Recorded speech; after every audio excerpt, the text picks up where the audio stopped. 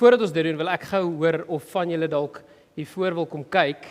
Ek gaan nie afkom onder toe wat in hierdie boks is. Want ek het van Pretoria af vir julle 'n spinnekop en 'n krimvarkie gebring. Kom ons kyk. Maar voordat ons kom vorentoe, al die kinders, kom vorentoe. Nou gaan ons hoor wat gebeur. Al die kinders hiervoor. Is dit oukei as ek hier staan? Is dit reg met die? Al die kinders hiervoor. Is die brawe kinders onder julle? Is die brawes? Okay. Hier's baie groot kinders ook. Ek moet die boks al hoe hoor optel, want hulle mag nie sien wat in die boks is nie. So gaan hom nog. Hier's 'n krimvarkie in, maar hy's nogal taaf. Daar rol hy rond. Julle gehoor? Julle, voordat ons kyk wat in hierdie boks is, ons gesels vandag oor Thomas. Weet julle wie was Thomas in die Bybel? Ja. Champion, hy was een van Jesus se disippels. Okay, mooi. En 'n week na Jesus gekruisig is, toe verskyn hy aan sy disippels. En hulle was agter geslote deure en soos 'n spook het hy net daar opgedaag. En Thomas was nie daar nie. Toe mis hy dit. Imagine gou jy mis daai groot gebeurtenis in jou lewe. Maar gelukkig, toe kom Jesus en hy sê hy sal weer hierdie ding hy loop rond in die boks. Hoor julle dit? O genade. Okay, net so maak dat hy nie uitspring hier nie. Toe besluit Jesus hy gaan weer verskyn aan sy disippels. En hierdie keer was Thomas by, want Thomas het gesê, toe hulle vir hom sê ons het vir Jesus gesien, toe sê hy sal dit nie glo nie. Hy sal dit nie glo voordat hy nie vir Jesus self sien nie en voordat hy nie sy vingers in die gate van sy hande druk nie. Wys my hand. Daarso. Eintlik was dit daarso. Ons sal later daaroor praat. Of as hy sy hande in die sy kan druk. As hy dit nie sien nie, dan sal hy nie glo nie. So dis asof die disippels vir hom gesê het, glo dit, want dit is waar. En toe sê hy, ek wil self voel. Okay, so wie van julle glo dat hier 'n spinnekop en 'n krimvarkie in hierdie boks? Jo. Okay, wie van julle is bereid om dit te toets? Is julle seker? Ja, jou hand is op. Ja, wat is jou naam? Nina? Gaan Nina dit toets? Wat is Nina se van? Is ek slim? Okay, waar is jou pappa en mamma? Okay, daarso. Wie van julle is bereid om, sonder om te kyk, in hierdie boks te voel, want dit is 'n groot spinnekop en hy het sulke haartjies op. Okay, is jy reg? Wie se hand was eerste op? Ek kan nie, okay, almal die hande af. Ek gaan vir julle een vraag vra as julle ook maar reg kan antwoord. Dan die een wat hom eerste reg kan antwoord, jy kan skree. Hulle mag sy hand in die boks druk om te voel oor die spinnekop. Okay? Wat se dag van die week is Jesus gekruisig? Haitsa. Ja, Vrydag. Op jou verjaarsdag, what a champion. Well done. En dit is elke jaar op jou verjaarsdag. Okay, so. Is jy reg vir dit? Maar jy mag nie kyk hier, so jy moet nou so maak en dan moet jy voel, hoe voel die spinnekop? Hy het sulke haartjies op. Net met 'n vinger. Daar's 'n seer plek. Jy sien en daar, jy het hard geval. Okay? Is jy reg? Go for it. Voel. Sit dan jong. Voel rond. Daar is hy, het jy gevoel? Hoe voel dit? Harerig. Okay, dit beweeg. Voel geweeg? Hoe dit sag. Nogals. Nou, we gaan nie jou byt nie. Ek grap, hy is nie eens bang hierdie seun nie. Well done. What a champion. Julle, hierso is nie regtig dit hier binne nie. Okay? Julle kan kyk. Nou gaan almal wil sien. Dis my kind se Teddy. En is so 'n bal wat ek daar in die huis rond gesien lê het, weet ek nie geweet wat hy doen nie. Maar voel hoe hard sy. Voel daar. Krimvarkie. Voel daar. Hy krimvarkie. Voel hoe hard sy. Daar sy. My dogtertjie het gesê as ek hom nie terugbring is ek doodval. Nee, dit was net 'n grapie, nie regtig nie. Sy het gesê ek moet hom terugbring, maar julle kan hom hou vir die diens en dan bring jy hom na die tyd vir my. Okay. Is dit reg? Goed. Hoekom is hy so hard? Ek weet nie. Dis vir 'n hond. Dat hy hom so maklik stikkend byt nie. Julle, terug by die boodskap. So, wat het Thomas gedoen? Hy het nie geglo nie en toe het hy toe Jesus weer verskyn, wat het toe gebeur? Het hy dit gedoen? En toe? Toe wat sê hy? Hier is 'n moeilike vraag. Wat het hy toe gesê toe hy geglo het? My Here en my God. My Here en my God. En toe glo hy dit. En so met elkeen van ons, maar toe sê Jesus vir hom 'n belangrike ding. Toe sê Jesus vir hom, gelukkig is julle wat nie sien nie, maar steeds glo. En ons het dit nie self gesien nie, maar ons glo dit. Julle is welkom om te gaan na julle klasse toe. Geniet hom. Gaan jy vir my na die tyd terugbring? Okay, let's go. Kom ons gee vir hulle 'n lekker handeklap ten minste.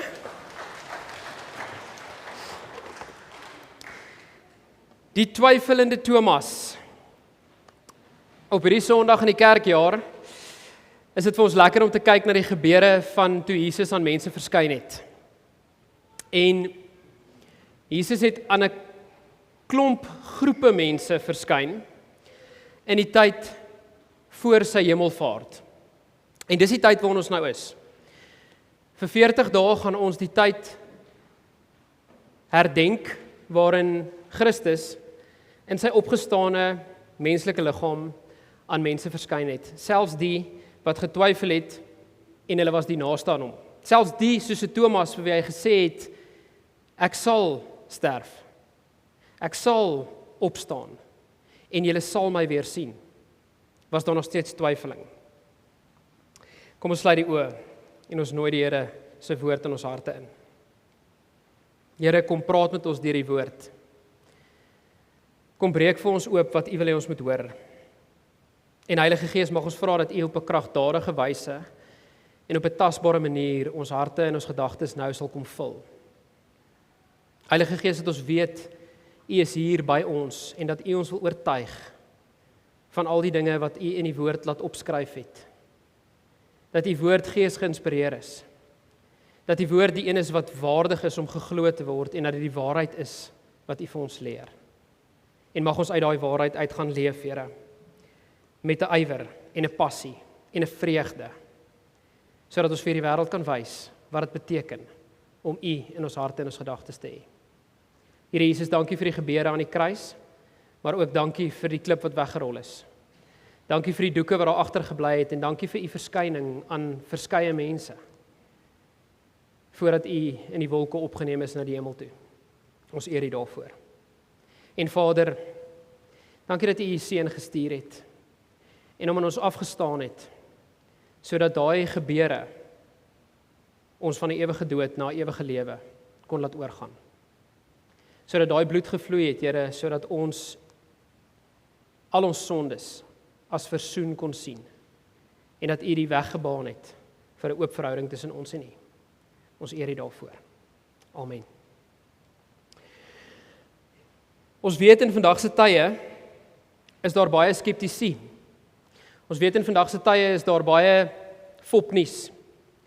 Ons weet dat die wêreld deur tegnologie kom verander dat jy moeilik iets net op eerste oogopslag glo.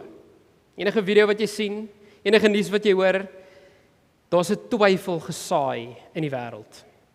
'n Twyfeling laat, is dit regtig so? Is dit regtig waar? Weet ons dat dit wat ons glo nog die waarheid is? Daar's deur al die eeue heen is daar probeer om die kruisgebeure as fopnuus uit te maak. Daar's vandag nog met 'n vinnig groeiende wêreldgeloof wat ons in Islam sien. Is daar die vraag van mense, maar hoe weet julle is reg? Hoe weet julle dit wat julle glo en dit wat die Bybel sê is die waarheid? En hoe weet ons nie dit is 'n storie nie? Hoe weet ons nie dit is opgemaak nie? Baie mense en skeptici en agnostici sê dat die Bybelse verhaal is opgemaak om mense beter te laat voel oor hulle lewe in tye van nood. Dis iets om na te gryp soos 'n reddingsboei om hulle self beter te laat voel oor al die sleg wat in die lewe plaasvind. Nie eens gepraat van al die vrae wat mense het oor as dit werklik so is dat God goed is, hoekom laat hy slegte dinge in die wêreld gebeur nie? 'n Vertwyfeling wat gesaai word. Net 'n bietjie twyfel in jou gedagtes van, is dit regtig so? Nou waar het jy die woorde gehoor, is dit regtig so? In die paradys. Wat was die vyand se eerste woorde aan die mens? Is dit regtig so? Het God regtig gesê? Vandag, die woord, het God regtig gesê?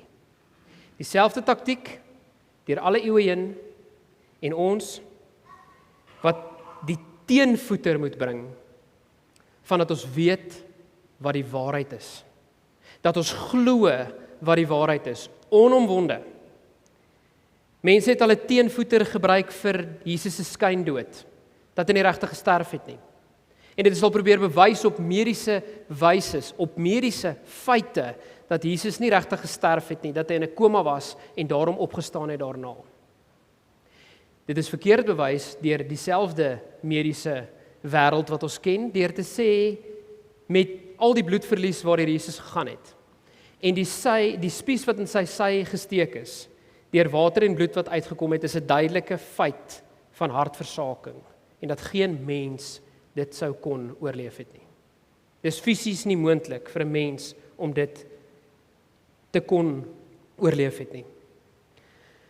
Die volgende vraag is, waarom sou die disippels hier oorlieg? Waaroor sou die disippels hierdie storie opmaak waarvoor hulle eie lewens sou gegee het?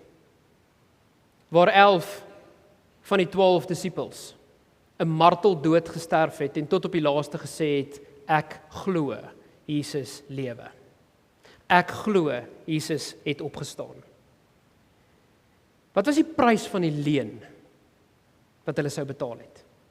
Die prys van die leen was ongelooflik hoog, indien dit 'n leen sou wees. Die rol van vroue as eerste getuies, het jy ooit gedink, hoekom het Jesus aan vroue verskyn, die eerste keer by die graf, toe Maria daar was, om sy liggaam te kom balsem? Vroue was in die antieke wêreld as geen geldige bron beskou nie. Hoekom sal hy aan vrouens verskyn om te sê, gaan vertel die storie, gaan sê vir Petrus, gaan sê vir die disippels? Dis vroue se getuienis waarop daar gegaan is. En so kan ek vir julle nog hoeveel talle voorbeelde gee van dat dit dieselfde taktiek is van het God regtig gesê? Het dit regtig gebeur? Dieselfde taktiek wat die vyand gebruik het, gebruik hy vandag nog. En Thomas se verhaal is vir ons die brug tussen die verskyning van die eerste disippels, die vroue en toe die disippels, en die verskyning aan Thomas die tweede keer, waar Jesus gesê het, kom, ek verstaan, dis vir jou baie om in te neem. Ek verstaan, hierdie is vir jou moeilik om te begryp, maar kom sien vir jouself, kom voel vir jouself, sien en glo dit. Ons lees saam as jy jou Bybel opmaak of jou app op jou foon uit Johannes 20 uit, waar hierdie plaasvind. In Johannes 20, as jy wil oopmaak en 'n paar goed wil merk of wil highlight, sal jy sien ons gaan begin lees by vers 19, maar die voorgebeure van Johannes 20 is soos ek nou verduidelik het. Jesus wat verskyn het by die weggerolde graf, toe die vrouens die eerste keer daar gekom het. Die vrouens wat gegaan het en vir die disippels gaan sê het en hulle het gehardloop, en hulle sê ook as jy nog 'n keer in die geskiedenis waar die manlike ego ter sprake gekom het, want hulle moes dit net opskryf in die Bybel dat Petrus die reis verloor het. Johannes moes net sê, ek het jou gewen tot daar, onthou jy weer. So tipies man. En toe die verskyning aan die disippels 8 dae later, wat Thomas weer by wees. Kom ons hoor wat sê die woord. Gedurende die vroeë aand, op daardie Sondag, terwyl die deure uit vrees vir die Jode gesluit was, het Jesus se disippels bymekaar gekom. Jesus het tussen hulle gaan staan en vir hulle gesê, vrede vir julle. Nadat dit gesê het, wys hy sy hande en sy sy aan hulle. Die disippels was baie opgewonde om die Here te sien. Vrede vir julle, sê Jesus weer 'n keer. Net soos die Vader my gestuur het, stuur ek julle ook. Daar's die eerste sending opdrag wat ons al reeds hoor. Vers 22, nadat Jesus dit gesê het, het hy oor hulle geblaas en vir hulle gesê, ontvang die Heilige Gees. So die woorde wat jy moet merk in 21 is die gestuurdheid. In 22, die klein Pinkster, die uitstorting van die Heilige Gees, waar dit die eerste keer plaasgevind het. Wie se sondes julle ook al vergewe, God vergewe hulle dit. Wie sien julle ook al handhaf, God handhaf dit. En toe die volgende perikoop sê, Thomas wil eers self sien en voel, voordat hy sal glo. Thomas, ook genoem Didymus, een van die 12, was nie saam met die ander disippels toe Jesus daar aangekom het nie. Die ander disippels sê toe vir hom, ons het die Here gesien. Maar hy het vir hulle gesê, as ek nie die merk van die spykers in sy hande sien, en my vinger in die spykermerke steek, en my hand in sy sy steek nie, sal ek nooit glo nie. 8 dae later was Jesus se disippels weer bymekaar, en Thomas was by hulle. Die deure was op slot en grendel, maar Jesus het tussen hulle kom staan en hulle gesê, vrede vir julle. Daarna sê hy vir Thomas, bring jou vinger hier en kyk na my hande, en bring jou hand en steek dit in my sy, en hou op om ongelowig te wees, maar word gelowig. Thomas het vir Jesus gesê, my Here en my God, persoonlike belydenis, nee, my Here en my God. Jesus se reaksie was daarop, glo jy nou nadat jy klaar gesien het?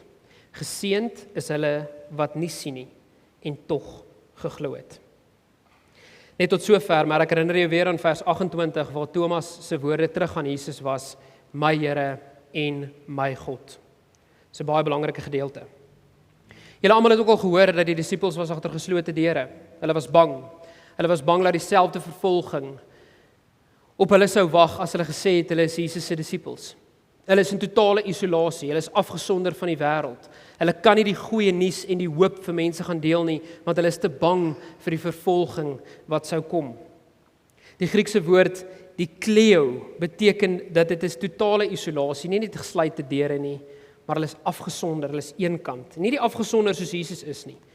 Maar hierdie vrees vir die Joodse raad en die vrees vir die Romeinse offisiere het gemaak dat selfs Petrus, wat die rotsvaste een veronderstel was om te wees, vir Jesus 3 keer verloor het, voor die haan gekraai het, in die binnehof waar Jesus nog was, en hy sien hoe hulle hom stamp en stoot en in sy gesig spoeg, en hy sê, ek ken hom nie, ek ken hierdie man nie.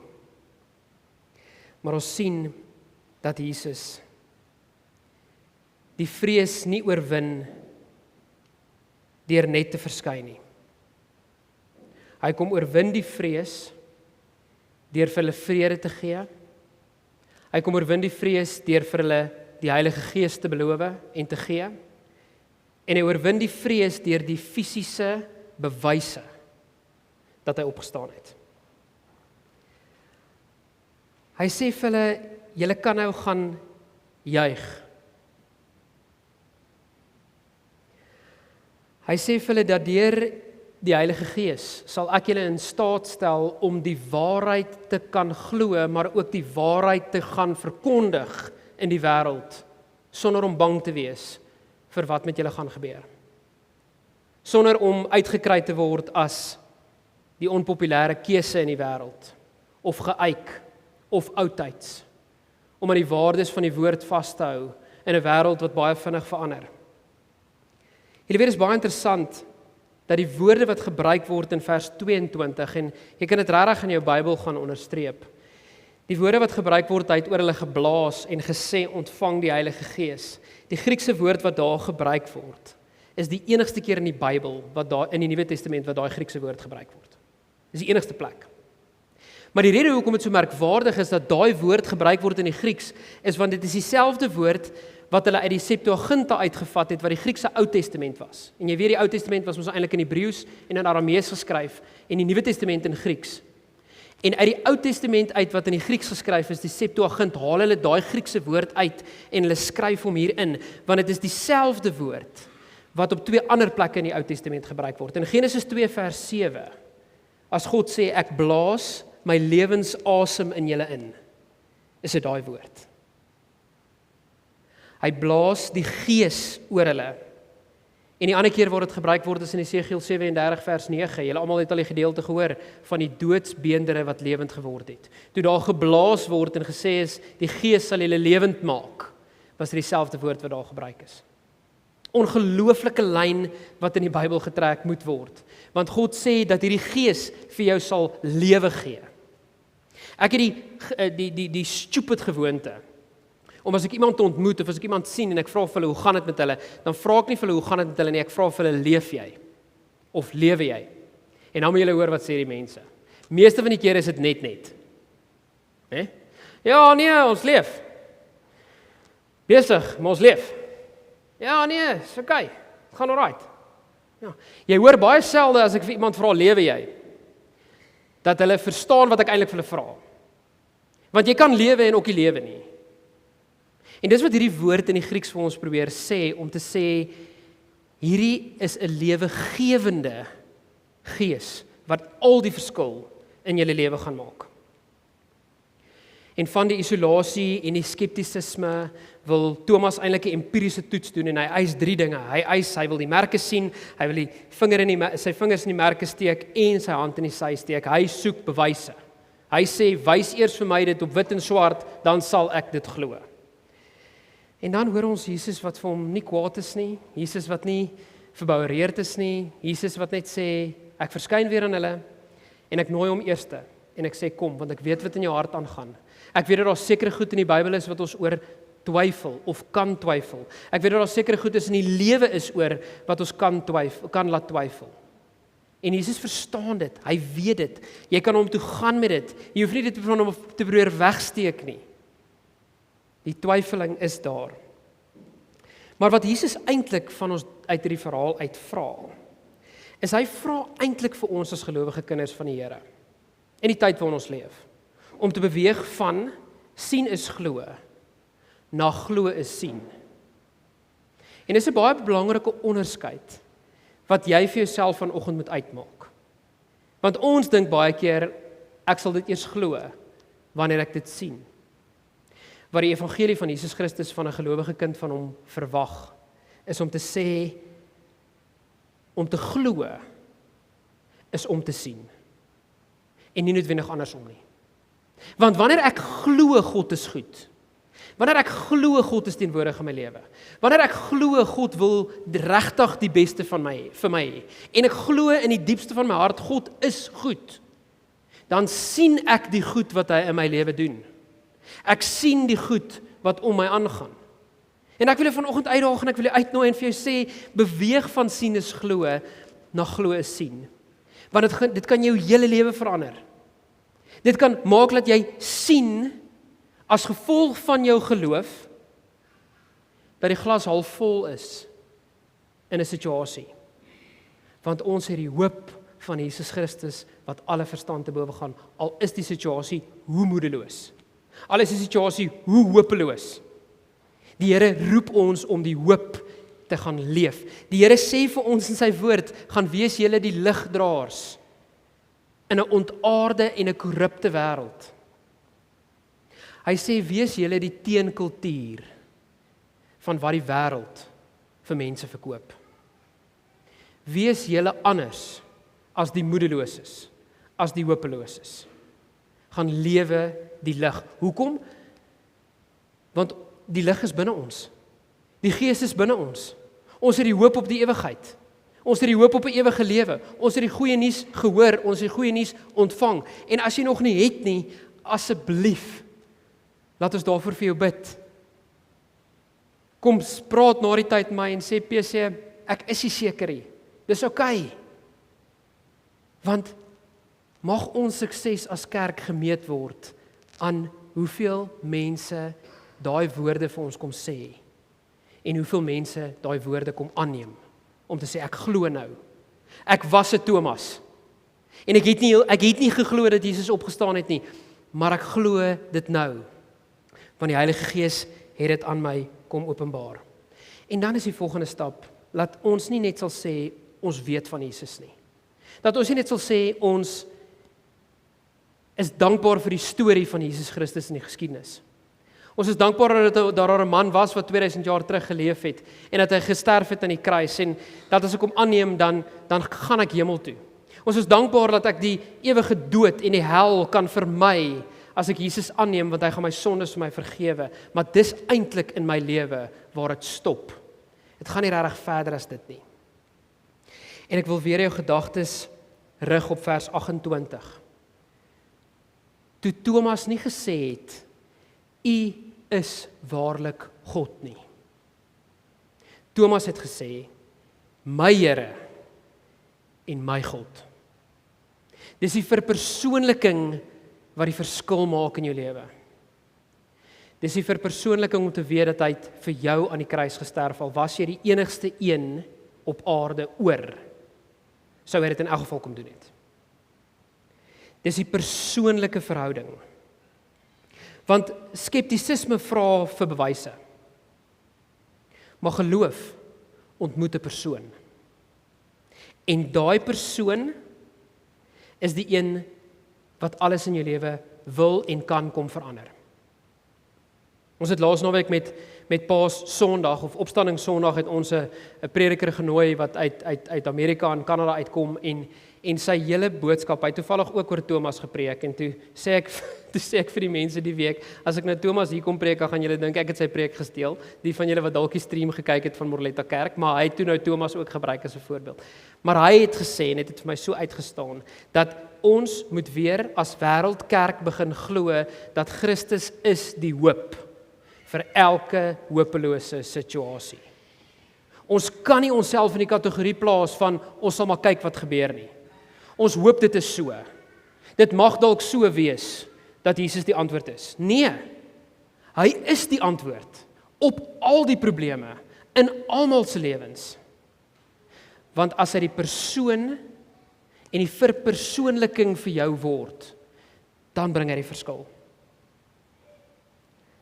Sint Augustinus het gesê, en is vry vertaal uit een van sy slagspreuke uit, Jesus het sy littekens behou. Nie omdat die dood sterker as hy was nie, maar omdat sy liefde vir ons uitwisbaar is. Hy dra sy wonde as eretitels. En ek kan nie wag vir die dag wanneer ek self die geleentheid gaan hê en wanneer jy die geleentheid gaan hê as jy daai besluit in jou lewe gemaak het om ook aan Jesus se hand te vat en vir hom te sê dankie dat u die deur vir my oopgemaak het. Dankie dat u deur al hierdie Godverlatenheid moes gegaan het sodat ek nie hoef nie. Dat ek van vandag af vir die res van ewigheid nooit hoef te wonder oor die teenwoordigheid van die Here in my lewe nie, want dit sal altyd daar wees. Nie is dit regtig so nie. Nie het God regtig gesê nie. Want jy kan baie maklik in die vertwyfeling verval van, het Jesus regtig gesê in Matteus 28? En onthou, ek sal by julle wees tot die volëinding van die wêreld. Is dit regtig so? So ek dink vanoggend gaan dit oor 'n totale oorgawe aan die persoon van Jesus Christus in hierdie Paastyd. Ek dink ook dit gaan oor ons persoonlike verhouding wat ons wil hê moet ontwikkel. En dat ons die Heilige Gees elke dag sal innooi om ons te kom oortuig, om te kom bevestig, om te kom troos dat hy jou elke dag sal rig. Al lyk die situasie hoe benard. Al gaan dit hoe in jou finansies, al gaan dit hoe by jou werk, al gaan dit hoe in jou verhoudings, al gaan dit hoe in jou huwelik, al gaan dit hoe met jou kinders. Jesus Christus is die antwoord op al die vrae wat jy mag hê. En daarom as ons sê ons is uitverkoop aan hom. Ons gee ons lewe vir hom en dit is nie net lippetaal nie. Dis nie net dat ek van Sondag tot Sondag leef en ook maar eintlik die verhaal van Jesus Christus soos ek net genoem het as 'n vergeesteliking in my lewe sien en dis op 'n Sondag die waarheid as ek stil word voor die Here, maar in die week dan moet ek maar net deurkom nie. Ek moet net oorleef. En dis hoekom ons nie vir mense vra oorleef jy nie. Ons vra vir hulle leef jy. Want daar is soveel vreugde en vrede en hoop in die storie van Jesus Christus, dat ons die is wat dit vir die wêreld moet gaan vertel. Ek wil afsluit met 'n illustrasie, deur vir die vraag te vra, as jy vandag hoor, jy het nog net môre om te leef. Môre aand gaan jy hemel toe. Jesus gaan jou kom haal. Wat gaan jy met jou laaste dag van jou lewe doen? Wie is bereid om iets te waag? Kom ons dink eers 'n bietjie daaroor. Ek het nou eendag vir mense gesê ek dink ek gaan golf speel. Nee. Gaan jy al jou geld blaas wat jy het, maak die overdraft uit. In hierdie geval is daar 'n sonnaarskool antwoord, wat jy in die kerk vir my sal gee, 10-10-1, en vir my sê, gaan dit saam met my geliefdes spandeer, tyd saam met die Here, dalk in gebed. Dis dalk die antwoord wat jy vir my sal gee. Maar as ek nou hierdie vraag vir jou gevra het om 'n braaivleis vier, dan sê jy dalk vir my die nie sonnaarskool antwoord gegee het, soos wat my eerste reaksie was om te gaan golf speel nie. Which is fine, dis alright. Die punt van oorgawe wat ek by jou wil los, is wat het Jesus gedoen toe hy geweet het hy het eendag oor om te leef. Hy het nie gegryp na die wêreld se lekker nie. Hy het nie gegryp na wat vir my die lekkerste ding in die wêreld gaan wees om te doen nie. Hy het nie gegryp na wat geld vir my kan koop of wat van hierdie wêreld is nie. Wat Jesus Christus na gegryp het is 'n handdoek. En hy het sy disippels se voete gewas. En hy het gegryp na die tekens en hy het gesê, neem die brood, drink die wyn, dis my liggaam vir julle. Hy het gegryp na diens, waar dit dalk die laaste ding in my gedagtes sou gewees het, want toe ek sou gegryp het van, hoe gaan ek my laaste dag gebruik om almal om my se lewens beter te maak? So ek gaan hulle dien, en ek gaan hulle help, en ek wil hierdie dag gebruik vir diens, want ek gaan vanaand hemel toe. Die kontras is baie keer die spanning waarin ons leef. Die spanning tussen, is my eerste gedagte, as iemand vir my daai vraag vra, 'n totale oorgawe van wat Jesus wil hê ek moet doen? Of is my eerste gedagte een van die wêreld? Want dis wat die wêreld vir my so gesê het ek moet doen. Ek moet doen wat lekker is vir my. Ek moet doen iets waar dit vir my gaan. Ek dink vanoggend word ons uitgenooi na 'n plek van totale oorgawe. En om te herbesin en te sê, Here, ek wil my gedagtes rig op die dinge wat daarbo is en nie op wat hier onder is nie.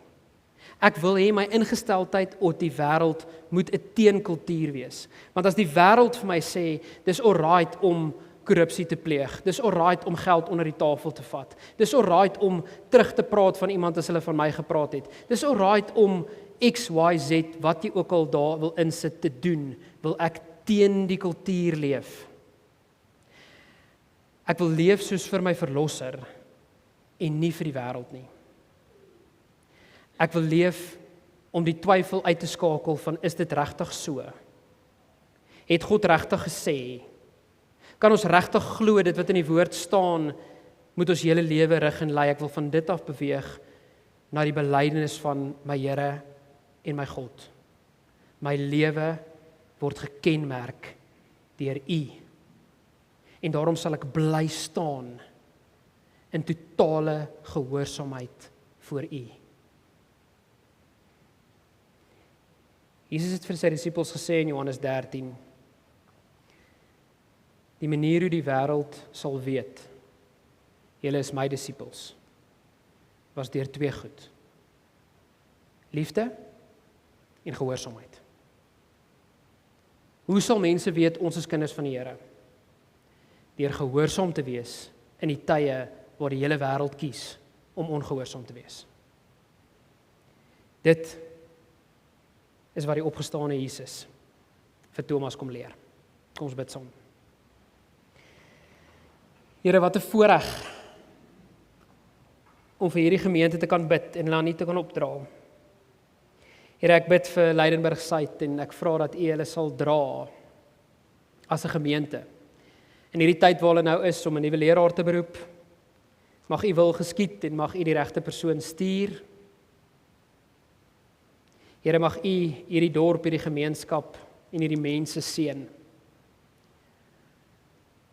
Dat dit 'n baken van lig en hoop sal wees in hierdie wêreld.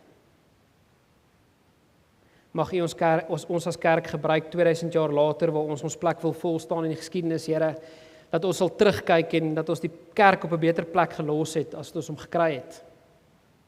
Dat ons die wêreld op 'n beter plek gelos het as ons hom gekry het. Here, as ons die stokkie oorgee vir die volgende generasie wat die kerk moet vorentoe vat, dan vra ons dat U ons met 'n erns sal kom lei. En dat U erns in ons hart sal kom losmaak van hoe belangrik U koninkryk is in hierdie tyd wat ek het op aarde, Here. Om U koninkryk op aarde te bou en te vestig en te laat groei, totdat U my kom haal. Here, en laat my lewe nie gekenmerk sal word deur wat in hierdie wêreld belangrik is nie, maar dat my lewe gekenmerk sal word aan U woord en hoe U wil hê ons moet lewe. Mag U vanoggend deur die Gees ons prioriteite kom skuif. En mag U vir ons kom voorhou wat werklik belangrik is in die lewe.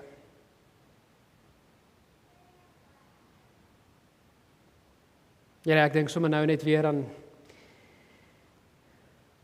'n baie bekende prediker wat gesê het, we only have one life and it will soon be past. Only what is done for Christ will last. Mag dit in hierdie paastyd, Here, ons lewe rig, lei en vestig. Want ons weet, U het vir ons die prys betaal. Ons weet U is besig om vir ons plek voor te berei. Ons weet daar wag 'n dag van heerlikheid op ons, waarvoor ons nie anders kan as om ontsettend uit te sien daarna nie. Maar Here, U het ons nog nie kom haal nie. En daarom wil U ons gebruik. U wil ons stuur. U wil ons rig. En U wil elkeen van ons gebruik om hierdie wêreld te impakteer deur die hoop en die goeie nuus van Jesus Christus. Ons vra dit als Here, nie omdat dit verdien nie, maar ons vra dit in die mooiste naam wat ons ken. Die naam van Jesus Christus. Amen.